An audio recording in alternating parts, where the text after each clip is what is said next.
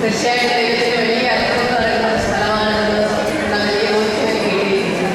ഞാൻ ഇടുക്കി ജില്ലയിലെ മൂന്നാമതുള്ള മറയൂർ എന്ന സ്ഥലത്ത് ദൈവാന പബ്ലിക് സ്കൂളിലെ പ്രിൻസിപ്പലായിട്ട് ജോലി ചെയ്യുന്നതാണ്.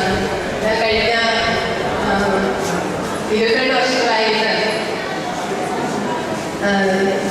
ജോലി ചെയ്യുകയാണ്. ടീച്ചറായിട്ട് ഞാൻ പഠിപ്പിക്കുന്ന സബ്ജക്റ്റ് കെമിസ്ട്രിയാണ്. ഞാൻ 1900